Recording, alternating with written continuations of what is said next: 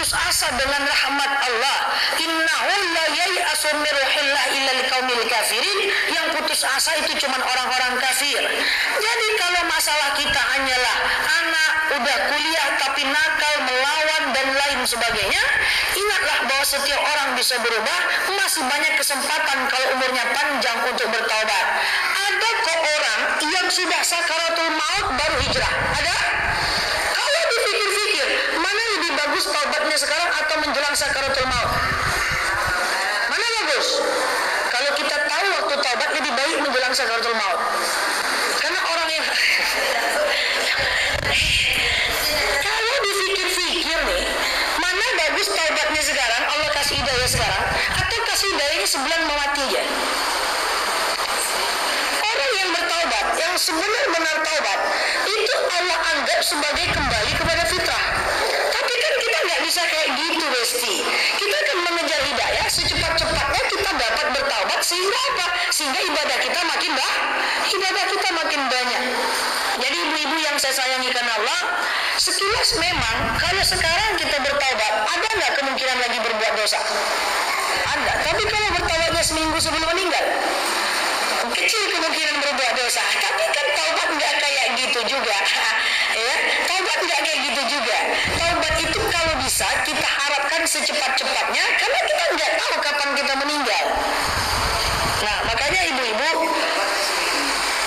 nanti aja seminggu meninggal taubatnya nggak kayak gitu juga, ya kan?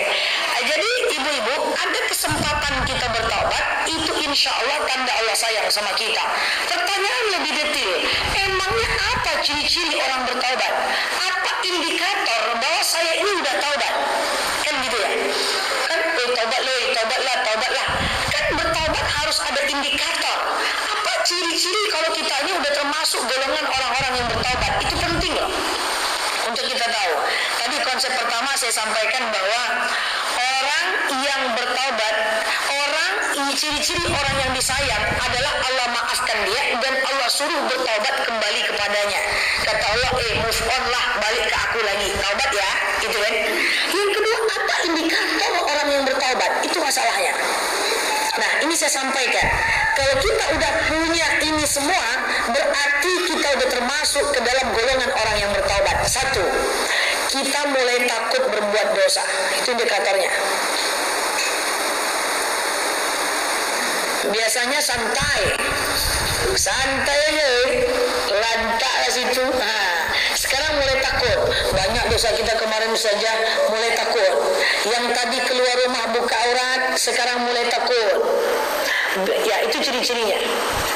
Mulai takut. Yang tadi mau melawan suami mulai takut, walaupun tarik ulur, bang, kata saya nggak boleh melawan. Tapi ada batasnya, bang. Tengoklah besok calia, cucuk mata orang itu. Walaupun tarik ulur juga marah ya, gitu. Jadi orang-orang yang ciri ada indikator taubat, dia mulai takut berbuat maksiat, walaupun tipis saja. Tapi dia mulai takut berbuat maksiat. Dia mulai bertanya-tanya, ini boleh nggak ya? Ini boleh nggak ya? Makanya kalau ada orang nanya, Ustazah apa hukumnya? Ustazah apa hukumnya? Ustazah ini boleh nggak? Ustazah ini boleh nggak? Ini dosa nggak? Ini boleh? Itu indikator mendapatkan hidayah. Karena kalau dia nggak peduli boleh dan nggak bolehnya, dia nggak usah nanya, kerjain aja. Tapi mereka mau bertanya, ibu-ibu mau bertanya, ibu-ibu khawatir akan dosa, makanya ibu-ibu nanya. Itu indikator takut dosa. So kalau ada yang takut dengan dosa, nah itu salah satu indikator hidayah itu udah mulai datang. Ya, walaupun saat hidayah itu datang, tetap aja al-iman yazid wa yanqus, tetap aja iman itu naik turun. Nggak bisa, kita bukan robot. Kalau imannya naik on, enggak, on off. Makanya saat hidayah itu datang, pertahankan. Paham ya? Ustazah, kok saya sekarang baca Quran jadi tenang ya? Kok saya udah nangis ya kalau sholawatan? Kok saya kalau lagi sholat tuh saya suka nangis ya? Itu tanda indikator taubat.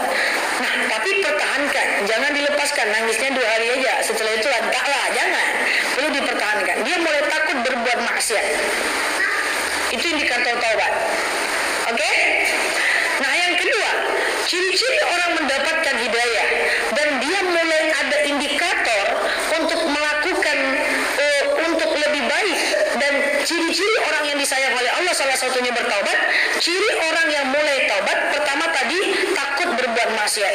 Yang kedua, ibu-ibu yang saya sayangi karena Allah, orang-orang yang ingin bertaubat, ciri-cirinya adalah dia mulai berpikir ketika melakukan sebuah amal. Oh, ini boleh nggak ya? Ini salah nggak ya? Ini boleh nggak ya? Kalau kayak gini gimana ya? Itu ciri-cirinya.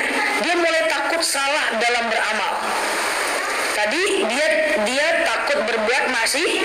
Yang kedua, dia mulai salah dalam beramal. Walaupun tipis sekali, tapi jadilah. Ya, berarti dia udah ada indikator melakukan. Dia udah ada indikator untuk lebih baik. Oke? Satu itu apa tadi? Ciri orang taubat? Takut berbuat dosa. Dua, takut salah dalam beramal. Boleh nggak ya? Kalau sholat rambutnya keluar-keluar apa hukumnya Ustazah? Ustazah kalau sholat jempol kakinya kelihatan apa hukumnya? Itu indikator. Yang selama ini mereka nggak pengen tahu, kita nggak pengen tahu, terus kita nanya. Itu indikator. Hidayah udah mulai masuk. Walaupun berapa persentasenya. Syaratnya adalah kalau itu turun ya, ada pertanyaan itu, pertahankan itu. Oke? Yang ketiga, mulai senang dinasehati. Mulai senang dinasehati, suka dinasehati. Kalau salah ya udah, aku siap salah lah.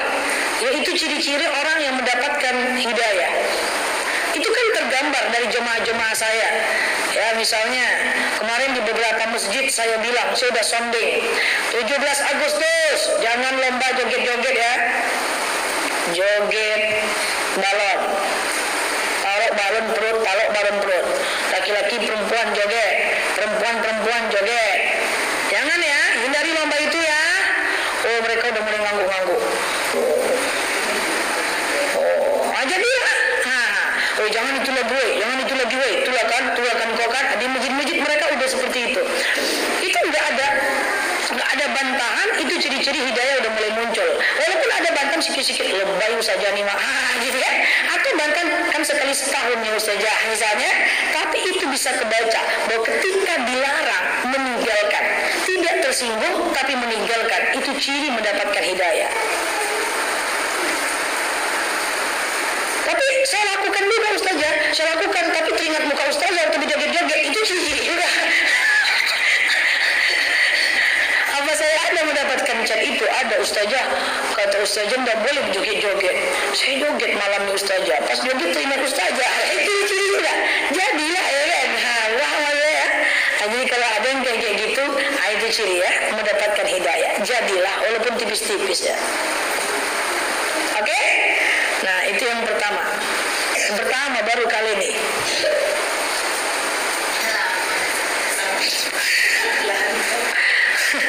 Ya, ciri orang yang mendapatkan hidayah, ciri orang yang disayang Allah, dia diberikan Allah kesempatan bertaubat.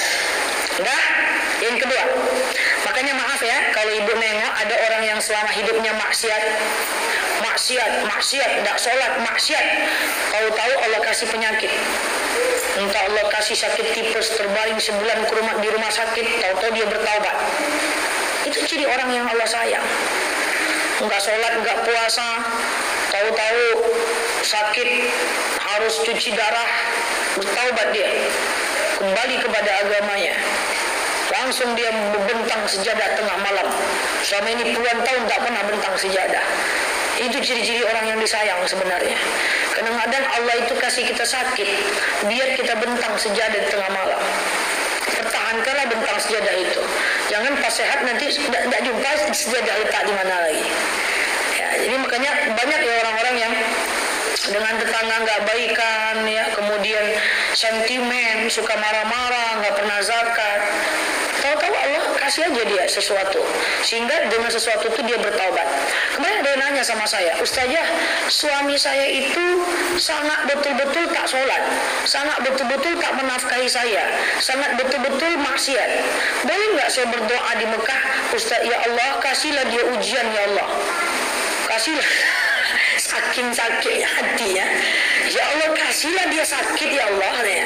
Ini memang pertanyaan yang diajukan ke saya ya. Boleh nggak? Untunglah dia konfirmasi sebelum berdoa ya kan. Saya mau doanya gini, ya Allah andaikan supaya dia bertaubat, kasihlah dia sakit ya Allah. supaya dia kembali ke jalan yang benar. Kalau itu yang terbaik, kasihlah ya Allah. Mungkin saking istrinya nih gede, karena istrinya itu orang masjid. Saya cuma candain, tunggu dulu. Kalau dia sakit ibu mau ngurus enggak? Oh iya juga ya saja. Kalau dia sakit ibu ambuangan itu ibu urus. Ambuangan rencana udah. Kalau kayak gitu jangan. Jadi tidak boleh doa sama Allah, ya Allah kasihlah orang itu musibah biar dia berubah. Tidak boleh. Jadi cuma boleh doa, ya Allah kembalikan dia dengan cara yang benar, dengan jalan yang baik. Karena kejadian banyak orang-orang yang disayang oleh Allah, dia tidak melakukan kebaikan, biasanya Allah kasih musibah supaya dia kembali. Oke? Yang kedua, belum. Kok ada bunyi ya? Hah? 20 menit lagi. Oke. Iya. Satu, apa tadi? Lupa, bantulah. Nomor dua lagi. Ibu-ibu yang saya sayangi karena Allah, ciri-ciri orang yang disayang oleh Allah Subhanahu wa taala, nomor dua adalah kalau dia berbuat salah, Allah langsung ingatkan. Jadi kalau hidup kita banyak masalah itu sebenarnya kalau kita mau lihat dengan kacamata Allah itu bagus loh. Ingat ya, ada dalil wa asa an takrahu syai'an wa huwa khairul lakum wa asa an tuhibbu syai'an wa huwa syarrul lakum. Bisa jadi baik menurut Allah, tak baik menurut kita. Bisa jadi baik menurut kita, itulah yang baik di mata Allah. Kalau dia berbuat salah, langsung Allah ingatkan. Masih ingat ceramah saya tentang cobaan? Masih ingat ceramah saya tentang cobaan? Kemarin saya sebutkan contoh, cobaan itu adalah kalau kita berbuat salah langsung Allah coba. Coba saya camakan contohnya biar ingat. Misalnya ibu, suami minta masakin mie goreng pakai telur sama teh talua. Kan gitu contoh saya itu. Mama buatkan teh talua, mama tunggulah dulu bang, santai lah bang. Tengok film dulu bang, pas iklan ku buatkan nanti bang. Cepatlah buatkan mama, tunggu dulu, dasak-dasak aja mah. Tunggu dulu bang, nanti aku buatkan. Cepatlah deh, buatkanlah teh talua deh. Tunggulah dulu. Rupanya pas membuatkan terjelungkang dia, itu langsung Allah coba, langsung Allah kasih ingat. Ya, kadang-kadang untuk bercanda, takabur pun nggak boleh. Takabur tahu ya? Takabur itu membesar-besarkan yang tidak, membesar-besarkan tapi tidak. Itu takabur. Apa beda dengan riya? Beda. Gini, misalnya nih ada orang takabur, saya jelaskan dulu yang tadi ya, yang kalau dia salah langsung Allah ingatkan. Banyak kejadian, bahkan saya sering mendapati kejadian ini sambil bercanda padahal lagi berfoto bareng-bareng. Terus kan biasa ya, ada orang yang ngomong ya, HP kamu aja lah, HP kamu cantik kan kayak gitu kan. Datang si kawan ini kejadian original. Ya udahlah HP aku aja lah, HP aku mantap, HP aku mahal, HP aku aja ada ya. Tenggak ada di depan kita berfoto. Pas berfoto itu memang terjatuh, dia pecah handphonenya. Langsung Allah ingatkan. Itu cobaan. Kadang-kadang langsung. Paham ya? Langsung Allah ingatkan.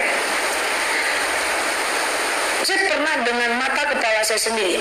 Teman saya mau berangkat sama saya. Bapaknya bilang, simpanlah kalung itu nak. Simpanlah kalung, dia pakai kalung emas. Simpanlah kalung itu nak. Santailah ya, kata dia. Memang di depan mata saya. Bukalah dulu, kata saya. Santailah, slow lah. Dilawannya bapaknya suruh simpan kalung biar nggak kenapa-napa di jalan. Rupanya memang betul, di jalan kena jambret. Itu langsung Allah ingatkan. Tak boleh begitu sama orang tua. Paham ya? Jadi kurang-kurangi berbuat salah biar tidak langsung diingatkan oleh Allah. Kalau Allah yang mengingatkan pedih, lebih baik manusia yang mengingatkan daripada Allah. Kalau manusia mengingatkan masih di dalam batasan kita, tapi kalau Allah yang mengingatkan itu pedihnya luar biasa. Jadi selagi masih bisa dinasihati suami, terimalah. Masih bisa dinasihati istri, terimalah. Ya, karena kalau udah tak sanggup dinasihati oleh manusia, Allah yang menasihati, dan kalau Allah yang menasihati pedihnya kemana-mana. Kadang-kadang kita tak sanggup. Jadi selagi masih bisa dinasihati oleh manusia, ya nasihatilah, terimalah. Ya. Nah, ibu-ibu yang saya sayangi karena Allah, yuk kita balik ke tadi, mau tahu ya beda takabur dengan riya. Kalau takabur takabur itu adalah membesar-besarkan yang kita punya. Itu takabur. Takabur itu bukan sombong, woi aku berani hantu loh, bukan itu takabur. Takabur itu kabbaro yukabbiru. Artinya adalah membesar-besarkan apa yang kita punya. Mobil kredit dibilang cash. Apalagi beli gelang palsu dibilang original.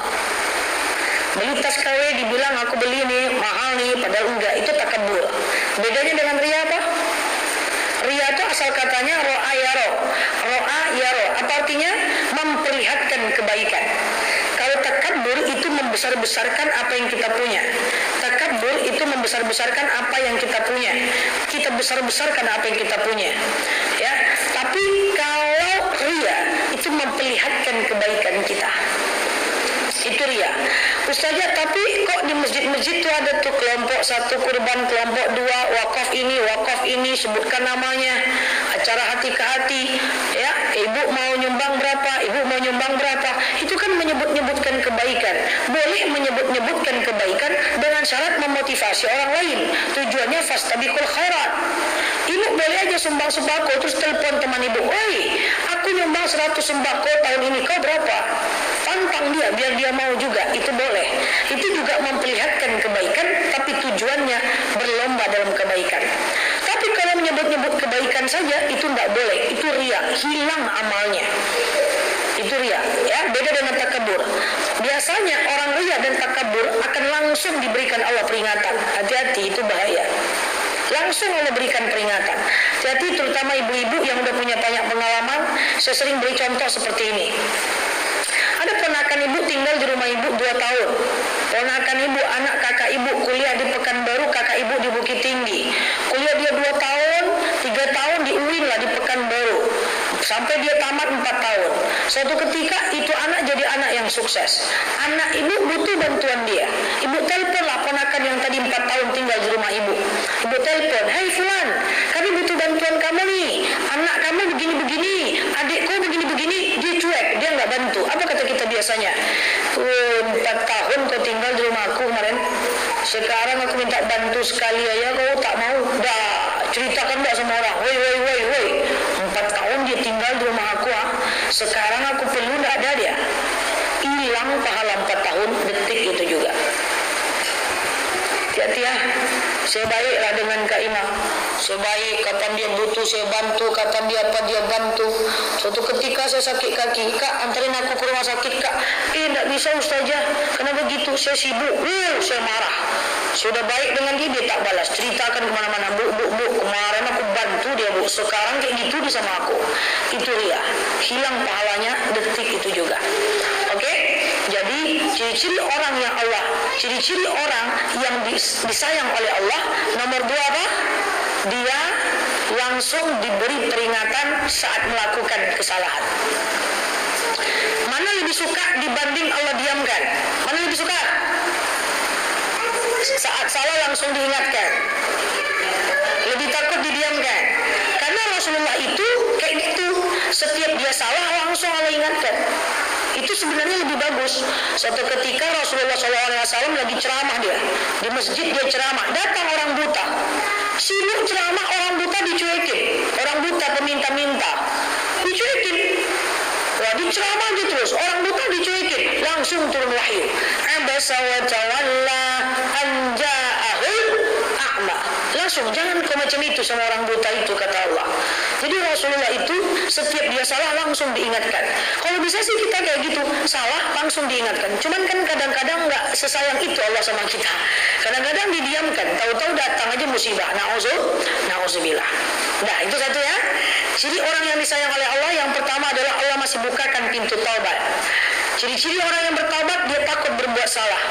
Ya, kemudian yang kedua dia mulai mempertanyakan apakah ini boleh atau tidak, kebenaran amalnya. Kemudian yang ketiga dia mulai siap menerima masukan. Itu adalah ciri orang yang bertaubat. Yang kedua, ciri-ciri orang yang disayang oleh Allah, dia langsung diberikan ujian. Dia langsung diberikan cobaan saat dia melakukan kesalahan. Yang nomor tiga ini klasik kalau terjadi pada diri ibu, percayalah ibu dalam posisi aman, berarti derajat ibu lebih baik dibanding orang-orang. Orang yang disayang oleh Allah, saya pastikan banyak dalil yang menyebutkan tidak enak tapi itu bagus, tidak enak tapi itu bagus. Orang yang disayang oleh Allah selalu diberikan ujian. Tidak enak tapi itu bagus. Apa itu ujian? Masih ingat? Ujian itu adalah saat kita sudah baik, hidup kita tetap tidak baik. Hidup kita susah, paling itu udah taat. Nah, contoh ujian apa? Ya Allah, contoh ya, kita udah sholat, kita udah puasa, kita udah ibadah, tidak seperti tetangga yang tak pernah ke masjid, tak seperti tetangga yang tak pernah zakat. Kita udah taat, udah ibadah, tapi anak melawan juga, suami maksiat juga, di rumah berkelahi juga. Padahal kita udah sholat, udah doa, udah tahajud. Allah kasih ujian saat kita beriman. Allah tunda kebahagiaan kita untuk menguji apakah kita masih tetap ibadah dalam kondisi seperti itu. Itu ujian, paham ya? Kadang-kadang kan ada gini, Ustazah, saya udah sholat, udah puasa, udah zakat, udah sholawatan, tapi anak saya tetap juga melawan. Nah, kalau kayak gitu nggak usah saya sholat lagi. Nah, itu nggak lulus ujian. Tapi ada nggak orang kayak gitu? Banyak sekali. Orang tua saya dulu sempat sakit diabetes. Jadi kaki-kaki jarinya itu sudah diamputasi. Ada satu jari yang tidak bisa ditekuk. Jadi tak bisa ditekuk. Jadi mau sujud tuh nggak bisa ditekuk, paham ya? Satu ketika dia sholat lah, bapak ini sholat. Saya lagi di rumah waktu itu. Pas ditekuk jarinya, pas dia sujud, jarinya tertekuk. Menjerit bapak saya, mungkin saking sakitnya, entah urat apa yang kena. Saya bilang, bapak kenapa? Bapak saya waktu itu terlanjur ngomong. Kita nih sholat nak, disakitkan pula sama Allah nih, kata dia. Kalau gitu nggak usah aja lah bapak sholat, kata dia. Untung saya ada waktu itu, bapak ini ujian loh. Kalau dengan ini bapak jadi nggak sholat, bapak tinggal kelas. Kalau dengan ini bapak tetap sholat, itu bapak naik kelas. Oh gitu ya nak. Ya dia lagi sholat, mungkin iman lagi baik-baik. Langsung tertekuk kaki-kaki, menjerit luar biasa, sakit luar biasa. Bapak saya baru beberapa tahun ini aja sehat. Ya, dulu kan sakit luar biasa, berpuluh-puluh tahun orang tua saya itu sakit. Beberapa tahun ini malah sehat, Allah berikan di usia tuanya kesehatan. Tapi itu contoh ujian. Jadi ibu-ibu, ujian itu sering terjadi. Ustazah, dagangan saya nggak laku. Padahal kata orang sholawat pagi, siang, malam 1000. Saya udah sholawat 1000, 1200. Nggak juga gaya itu laku saja. Kata Pak Ustadz sholat duha, saya udah sholat duha, tapi enggak juga saya dagangan laku. Itu biasanya sebelum saya memutuskan itu adalah ujian, saya tanya dulu, sholat duha iya, sholawat iya, sholat subuh iya enggak ada, sholat subuh saja.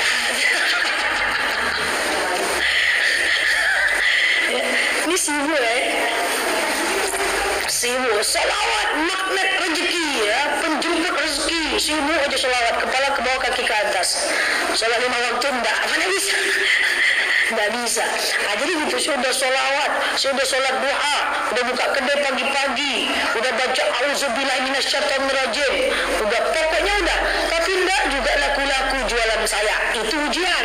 Allah pengen tengok, enggak aku lakukan nih jualan, masih konsisten enggak? Putus di tengah jalan berarti enggak lulus ujian. Coba perhatikan dalam dunia apapun. Ya, dalam dunia apapun. Banyak teman-teman saya baru buka jualan 1 bulan enggak laku nel, tutup. Aku udah sholawat magnet rezeki semua enggak duduk barang tuh. Baru 1 bulan, enggak cocok dia 1 bulan. Allah ingin uji dulu nih. Ya di mana ketahanan kita?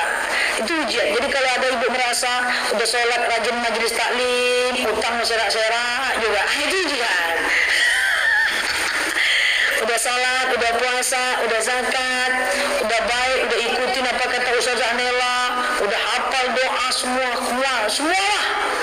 Anak melawan, anak masukkan pesantren, ajak guru ngaji ke rumah, tetap aja masalah, tetap aja dia melawan, itu ujian. Yang ujian itu ciri-ciri orang yang disayang. Ini maaf nih, saya kan pernah bilang, maaf ya, kalau dalam 3 bulan ibu merasa hidup ibu aman-aman aja, ibu dalam bahaya ya. Ibu dalam bahaya. Dalam 3 bulan Allah tidak menguji ibu. Suami sehat, anak sehat, dagangan lancar,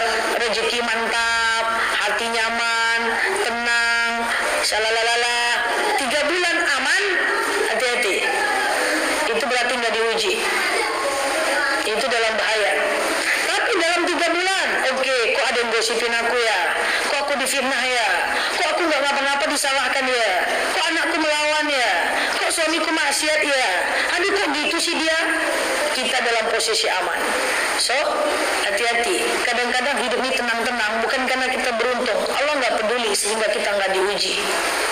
Na'udzubillah. Siap diuji? Iya.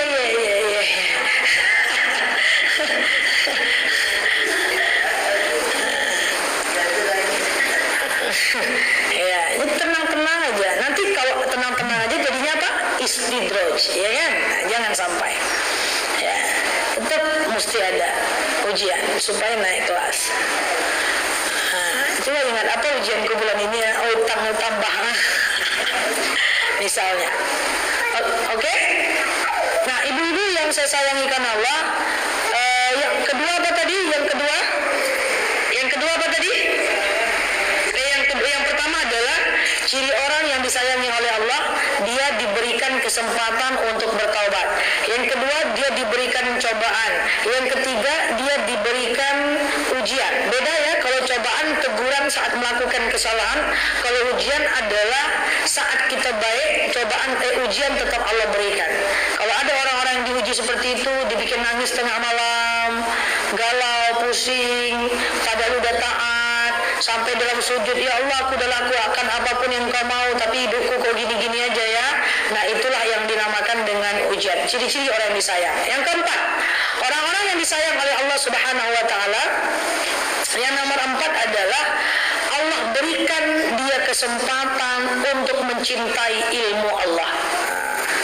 Allah berikan dia kesempatan untuk gemar menuntut ilmu. Bu, gemar menuntut ilmu itu perlu ibu syukuri, ibu-ibu. Gemar menuntut ilmu itu adalah hal-hal yang perlu ibu syukuri.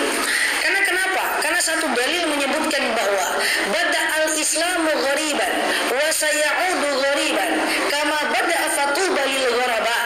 Islam ini datang dalam kondisi asing dan selama-lamanya Islam ini akan asing. Siapakah mereka orang-orang asing?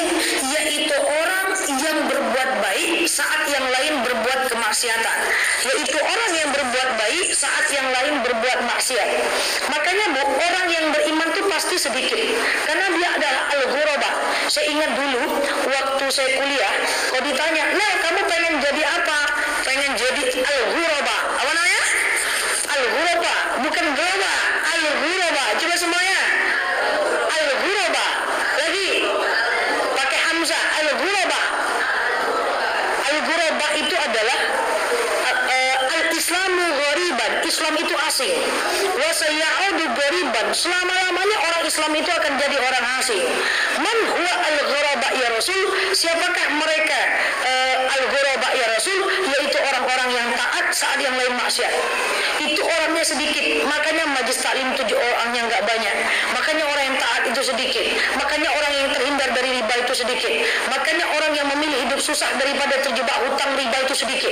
Dia al-ghuraba. Dan al-ghuraba ini diantaranya adalah orang-orang yang gemar menuntut ilmu. Syukuri Bu kalau ibu gemar belajar Islam. Karena orang yang mau belajar Islam itu sedikit sekali. Kalau kita diantaranya syukuri banget, itu hidayah yang luar biasa. Ya, makanya kurang-kurangi keinginan untuk menuntut ilmu hanya karena suka dengan ilmunya.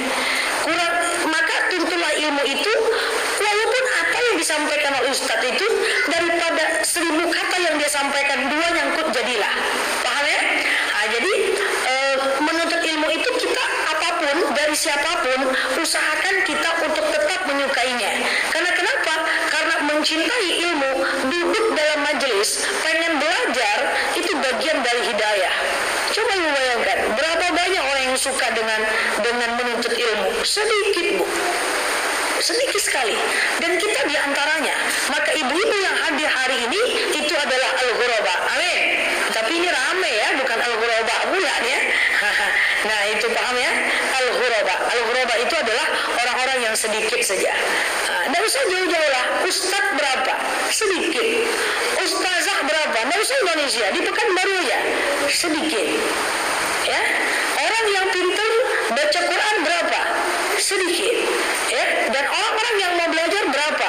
Sedikit. Nah, mudah-mudahan kita diantaranya gemar menuntut ilmu, suka belajar ilmu, hadir pengajian sini, hadir pengajian sini, hadir pengajian sana, tuntut ilmu sini, tuntut ilmu sana. Itu bagian dari ciri-ciri orang yang disayang. Allah kasih keinginan untuk belajar. Cuman sebagai penutup saya punya pesan.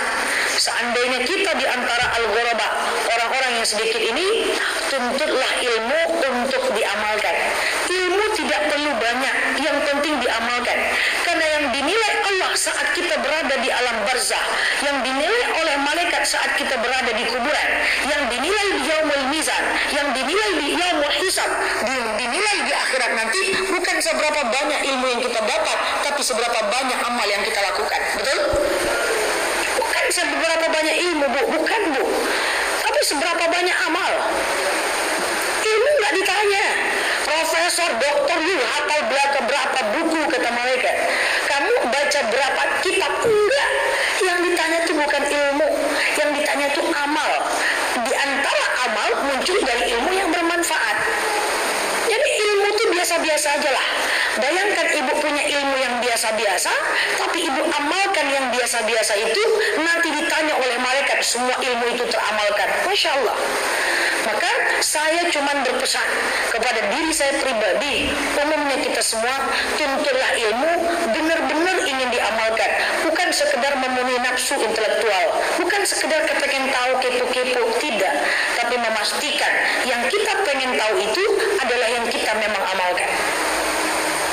Ya, jadi gitu. Sikit amalkan, sikit amalkan. Ada ilmu sikit amalkan. Nah, ini yang dimaksud. So, sekali lagi yang ditanya oleh malaikat nanti bukan berapa banyak ilmu yang kita dapat ya, tapi berapa banyak amal. Bukan ilmu. Bukan ilmu. Ilmu is ilmu. Dia benda mati. Tapi dari ilmu diamalkan, itu dia. Makanya banyak-banyak belajar ilmu yang benar-benar bisa diamalkan. Jangan belajar-belajar nanti di kuburan kita disiksa. Nggak ustazah, nggak usah bahas itu. Belum pernah meninggal pula saya. Ya, ustazah nanti di kuburan itu dia ada yang nanya, yang disiksa itu jasad, ruh atau jasad. Buat apa kita tahu itu? Ya, nggak bisa diamalkan. Ustazah, nanti kita kalau nyari Muhammad itu, nyari bendera Muhammad itu, kita nanti bisa saling kenal nggak? Ayo Kak Leni, yuk cari Muhammad. Nggak perlu itu kita tahu. Yang kita perlu tahu adalah ilmu-ilmu yang kita bisa amalkan, supaya otak kita ini memang betul-betul kepake untuk mengamalkan. Ya. Tapi saya pernah dulu di fase pengen banyak ilmu. Dari yang penting sampai nggak penting saya baca. Waktu masih kuliah dulu, waktu masih muda. Belakangan saya sadar bahwa ternyata ilmu yang banyak tak kuat mengamalkan. Dia menjadi memusingkan kita. Nah, sekarang saya pastikan apapun yang mau saya baca, saya pelajari benar-benar untuk saya amalkan. Walaupun dikit, tapi menghasilkan beberapa perubahan.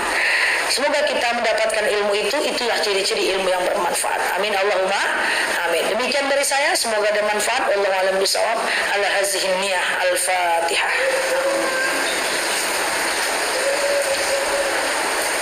Amin ya Allah, amin ya Rahman, amin amin ya mujib as-sa'ilin. Allahumma salli ala Muhammad wa ala ali Muhammad. Allahumma inna nas'aluka ridhaka wal jannah, na'udzubika min sakhatika wan nar. Allahumma inna nas'aluka salamatan fi dinina, afiyatan fi jasadina, ziyadatan fi ilmina, barakatan fi rizqina, taubatan qabla al-maut, rahmatan indal maut, maghfiratan ba'dal maut.